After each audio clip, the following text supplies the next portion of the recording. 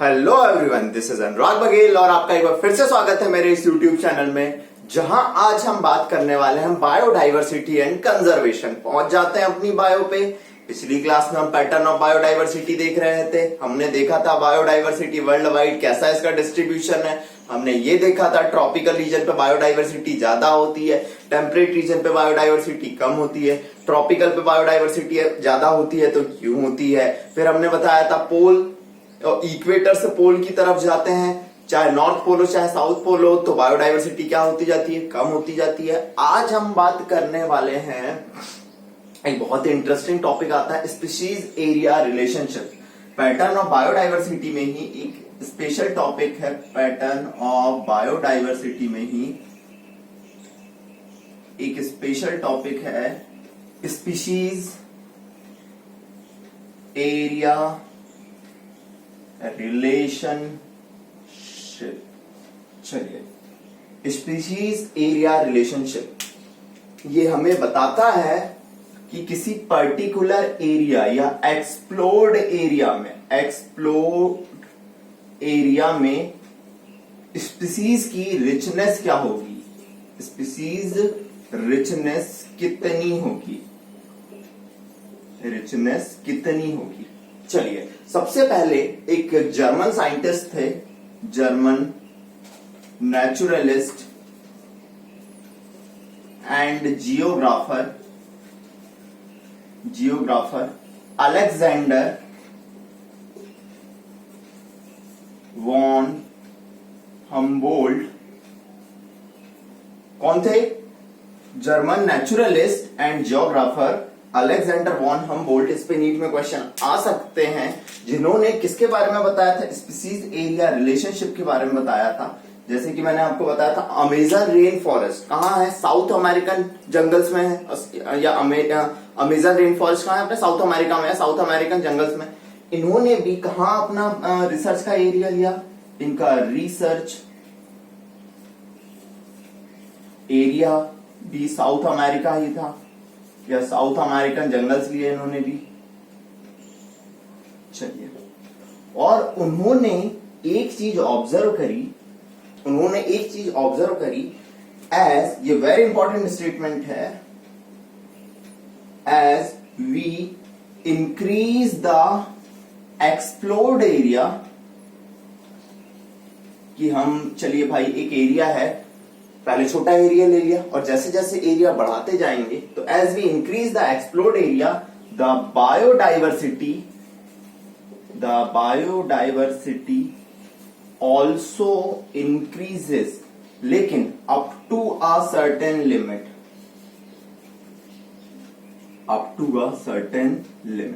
उन्होंने क्या बताया कि जैसे जैसे आप अपना एरिया बढ़ाते जाओगे, जैसे इसको ऐसे समझिएगा कि मेरे पास इतना एरिया था, ये इतना छोटा सा एरिया, तो यहाँ पे स्पीशीज रिचनेस कैसी होगी, रिचनेस लो होगी। लेकिन मैंने बड़ा एरिया ले लिया, देखिए मैंने अपना एक्सप्लोर्ड एरिया बड़ा ले लिया, तो यहाँ पे स्पीशीज रिचनेस क्या होगी, रिचनेस क्या हो जाएगी, बढ़ जाएगी।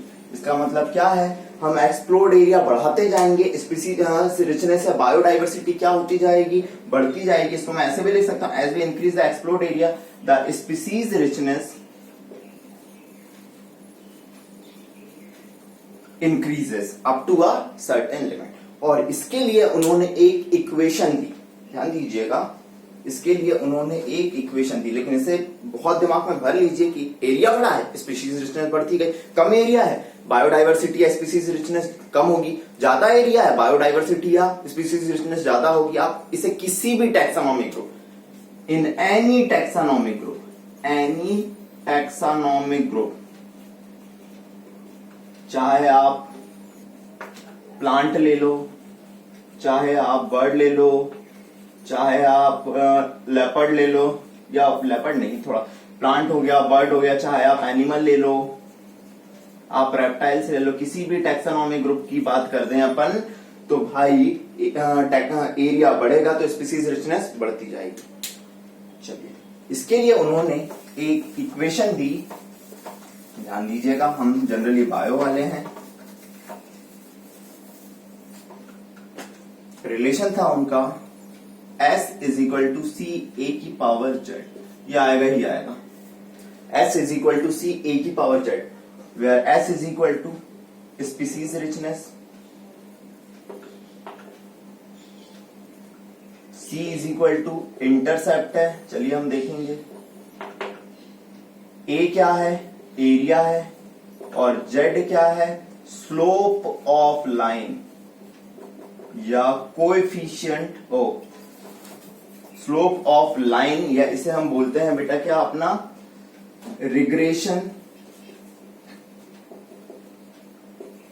कोएफिशिएंट, या इसे हम नाम देते हैं रिग्रेशन कोएफिशिएंट। चलिए, वो ये बोलते हैं अगर species richness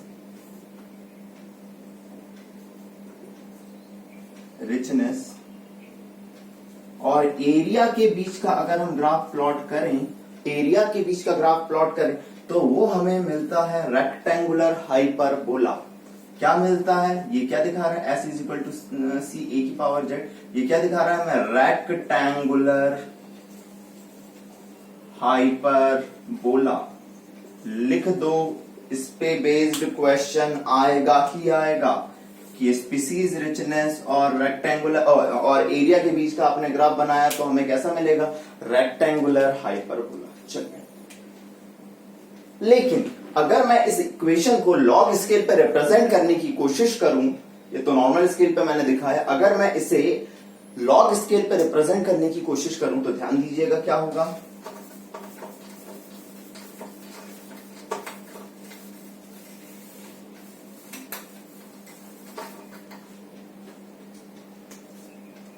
log on both the side, log on both the side। चलिए, log s is equal to log c plus z, नीचे आ गया log लिया तो z log a। इस इक्वेशन को ऐसे समझिए, आप फिजिक्स का मैं एक कॉन्सेप्ट लगा रहा हूं, अगर मैंने इसे y एक्सिस पर रिप्रेजेंट करा, चलिए भाई, ये इसे x एक्सिस पर रिप्रेजेंट करा, ये स्लोप हो गया m, और तो y is equal to M X plus C. जब y is equal to M X plus C वाली इक्वेशन आती है तो जो स्लोप आता है वो पॉजिटिव आता है, स्लोप पॉजिटिव आता है, और यहाँ पे ये जो होगा वो क्या होगा, इंटरसेप्ट, इंटरसेप्ट जिसे हम क्या नाम देते हैं, c। y एक्सिस पे किसे दिखाया है, log s को, मतलब s मतलब क्या था अपना, स्पीसीज रिचनेस। x एक्सिस पे किसको दिखाया है आपने, log a क्या था, एरिया, और m किसको रिप्रेजेंट करता है, c तो इंटरसेप्ट को रिप्रेजेंट करता है, c किसको रिप्रेजेंट करता है, इंटरसेप्ट को, और m किसको रिप्रेजेंट करता है, m मतलब रिप्रेजेंट करता है स्लोप को, और वो किसके बराबर है, z के बराबर, जिसे हम क्या नाम देते थे, रिग्रेशन कोएफिशिएंट। ये ग्राफ ड्रॉ कर लीजिए जिसे हम क्या नाम देते थे, रिग्रेशन कोएफिशिएंट।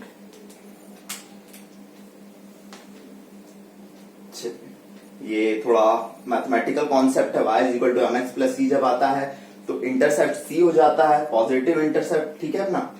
चलिए आगे बढ़ते हैं, ये क्वेश्चन आएगा ही आएगा, एक रेक्टेंगुलर हाइपरबोला, और दूसरी चीज value of regression coefficient, value of regression coefficient. बेटा आप इसकी वैल्यू होती है z इज इक्वल टू 0.1 से 0.2, कितनी वैल्यू होती है, 0.1 से 0.2। आप कोई भी टैक्सोनॉमिक ग्रुप ले लो, कोई भी टैक्सोनॉमिक ग्रुप ले लो, चाहे आप ले लो बर्ड्स, ले लो कहीं के, ले लो, चलो बर्ड्स कैलिफोर्निया के, चलो आप न्यूयॉर्क के मोलस्क ले लो, न्यूयॉर्क मोलस्क ले लो, न्यूयॉर्क के क्या ले लो, मोलस्क ले लो, ठीक है। आप ब्रिटेन के क्या ले लो, आप ब्रिटेन के क्या ले लो, प्लांट ले लो। चलिए आप जब वैल्यू नापने की कोशिश करोगे तो जेड की वैल्यू हमेशा कितनी आएगी, 0.1 से कितनी आएगी, 0.2 आएगी। कितनी आएगी, 0.1 से 0.2 आएगी। लेकिन बेटा यही जेड की वैल्यू, यही जेड की वैल्यू अगर मैंने एरिया अपना एक्सप्लोर्ड एरिया बढ़ा दिया, नोट करके लिखना, एक्सप्लोर्ड एरिया इंक्रीज, जैसे कि मैंने एक कंटिनेंट ही ले लिया भाई, मैंने एक पूरा का पूरा कॉन्टिनेंट ले लिया, तो इसकी वैल्यू हो जाती है 0.6 से 1.2। This is very important. 0.6 से 1.2 कितनी? 0.6 से 1.2। और एनसीईआरटी की मैं अगर बात करूं तो एनसीईआरटी में लिखा है, एक वर्ड लिखा है कि जब एक्सप्लोर्ड एरिया बढ़ाएंगे तो जेड की वैल्यू हो जाएगी 0.6 से 1.2। ये क्या रिप्रेजेंट कर रहा है? ये रिप्रेजेंट करता है ग्राफ और भी स्टीपर होता जाता है एंड ग्राफ बिकम स्टीपर। और एनसीईआरटी में क्वेश्चन करा गया है what is the meaning of steeper slope. Graph कैसा हो गया? स्टीपर। और एनसीईआरटी में क्वेश्चन किया गया what is the meaning of steeper slope. इतना करके उन्होंने क्वेश्चन छोड़ दिया है, तो इसका आंसर लिखिएगा एज या ऐसे लिखिए आंसर को, number of species increase, number of species increase faster than the area explored. इसका मतलब क्या है कि स्टीपर ग्राफ का मतलब क्या है कि आपने एक एरिया एक्सप्लोर करा, एरिया कम था, एरिया बढ़ाया, लेकिन उस एरिया की तुलना में नंबर ऑफ स्पीसीज में इंक्रीजनेस ज्यादा है। This is the meaning of steeper slope and this is the value of Z 0.6 to 1.2 in higher continent. ये था भाई अपना स्पीशीज एरिया रिलेशनशिप का कॉन्सेप्ट और अलेक्जेंडर वॉन हम्बोल्ट का कॉन्सेप्ट और रिग्रेशन कोएफिशिएंट, और इसकी वैल्यू 0.01 या 0.2 कम एरिया के लिए, लेकिन लार्ज एरिया लाइक कॉन्टिनेंट 0.6 से 1.2 ग्राफ अपना स्टीपर हो जाता है, मतलब नंबर ऑफ स्पीसीज ज्यादा बढ़ती हैं और एरिया एक्सप्लोर अपन ने भले ही कम किया हो। ये कॉन्सेप्ट दिमाग में बैठा के रखना, और अगली क्लास में हम अगले टॉपिक पढ़ेंगे। और अभी तक आपने वीडियो को चैनल सब्सक्राइब नहीं किया है तो भाई चैनल सब्सक्राइब कर डालो पटक पटक के, और वीडियो को लाइक करना, शेयर करना ना भूलें।